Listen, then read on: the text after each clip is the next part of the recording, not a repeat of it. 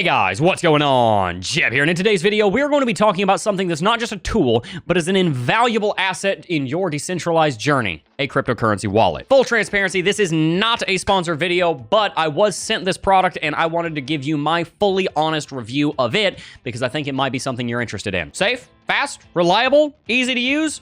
Yes. Credit card? No. Tangem? Yes. Let's try that again. Man, this thing is so cool. Look at this. Like that. That's just, I love it. Check it out. The box says it all. Welcome to Crypto Jeb's Tech Reviews. Today we're going to talk about the Tangem Wallet. Without much further ado, let's go ahead and dive right on into it. Let's just start by explaining why Tangem Wallet has been blowing up so much lately. I mean, this thing's everywhere. There are two different, oftentimes competing trains of thoughts when it comes to storing your cryptocurrency. Either make it less secure, but make it really easy to use. We're thinking about an Exodus wallet, something that stores the private keys on your computer. Somebody steals your computer, you lost that wallet. On the other hand, you have something that might be more complicated, like a Ledger or a Trezor. I know there's all sorts of nonsense going on over there, but you get the idea.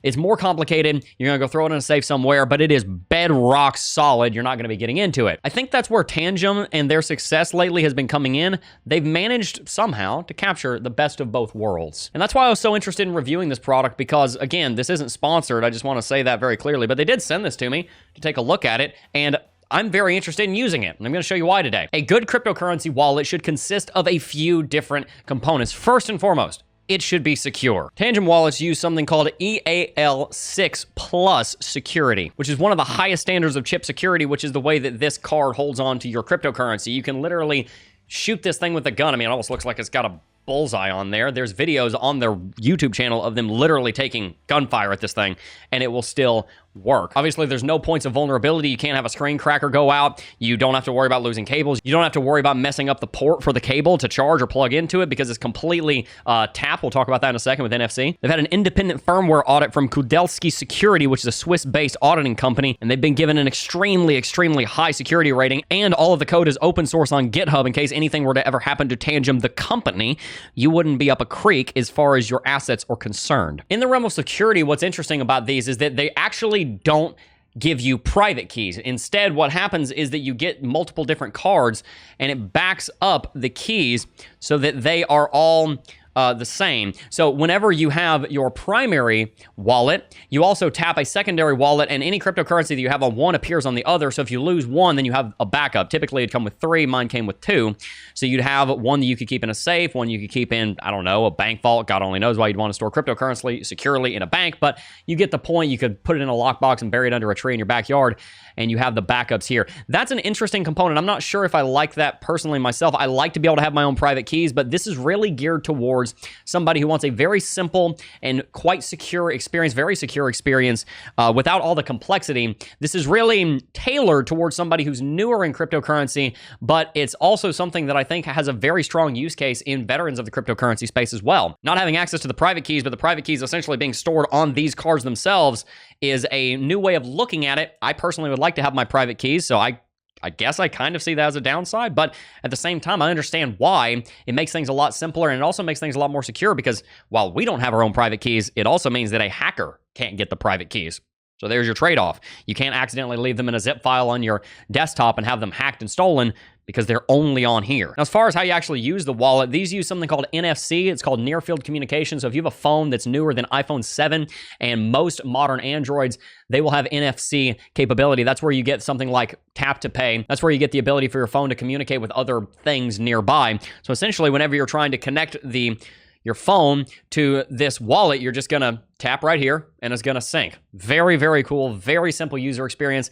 This is the simplest wallet setup that I've ever gone through, ever. It's remarkable how simple it is. Now you can see here in the app how this works. Just a couple of details really quickly. It does connect to Face ID if you have an iPhone like me. You can also set an access, a PIN that is how you unlock the app. So those are 2 different ways you can get into the app. But once you get into the app, it's gonna show up first with Ethereum and then with Bitcoin. And then you can also come here to manage tokens, and there's going to be hundreds of tokens. Unless you're involved in some random tiny cap altcoin outside of the top multiple hundred, you're going to find whatever cryptocurrency you want here. Again, I've just started using this, but I'm looking forward to adding some of the cryptocurrencies that I'm using myself because I think it's going to be a really great way to store them and use them very simply. If I go to Bitcoin here, then I can just go to Actions, I can hit buy, sell, and go ahead and convert that. Or if I have Bitcoin here, then I can send it. And through the QR code right here, I can very easily send Bitcoin to this address. One of the things I like about this Tangem wallet is that it seems to make the user experience of getting involved in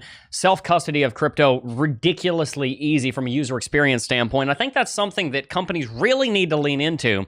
Every time a company has leaned into just going really hard on user experience and not sacrificing quality, you're thinking about like a Coinbase here, they've done very well and they've become industry leaders and they have helped with the adoption of crypto and they brought in millions and millions and millions of people into the space. And it seems to me with Tangem's ability to have a very simple user interface, very simple setup, while not sacrificing security, that shows me, one, the maturity of the industry, but two, it also shows me that we now as an industry have tools that we can share with people when we are trying to onboard them into the industry that are easy for them to understand and that are not going to be huge barriers to entry. That trend of making crypto easy enough that the average American, the average European, whoever is willing to go outside of their comfort zone and try cryptocurrency, that's a change that is so important because we need the average individual to see the barrier to entry is so low that the perceived benefit of getting into cryptocurrency is higher than that barrier to entry so that they're more likely to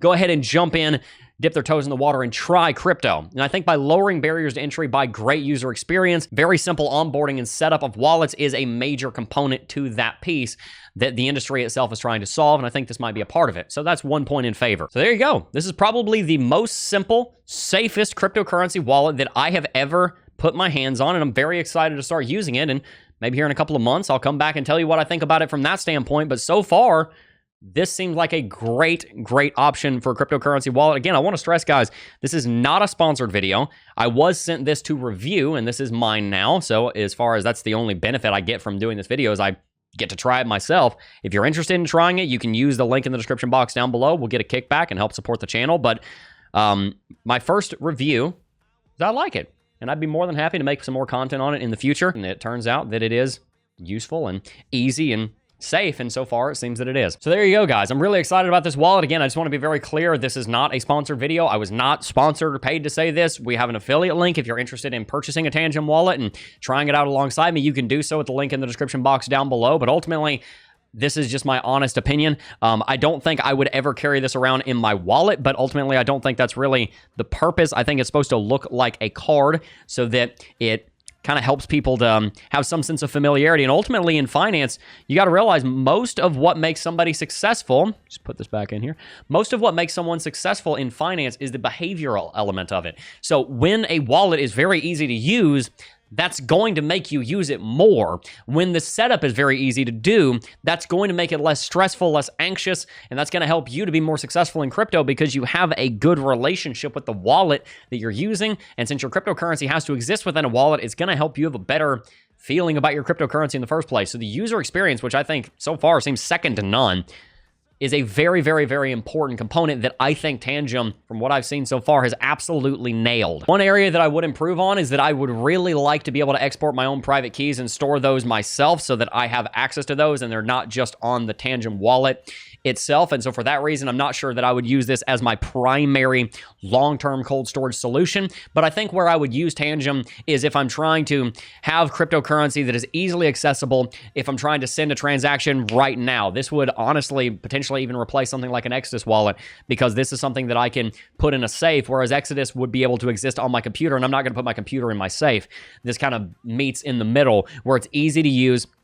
It's very rapidly accessible, but it's also secure enough that I can put it somewhere very secure. I would love to hear your thoughts in the comment section down below. Do you have a Tangem wallet yet? If not, are you planning on getting one? And tell me, what are some of the things that you are looking for in a hardware wallet? And are there any things that you'd like to see out of Tangem or anything that you do see out of Tangem that you think it does better than the rest? If you're interested in getting a Tangem wallet, then you can use the link in the description box down below. That's going to do it for today's video. Before I go, I do just first want to thank each and every single last one of you for watching, as always, and I will see you guys in the next video. Peace.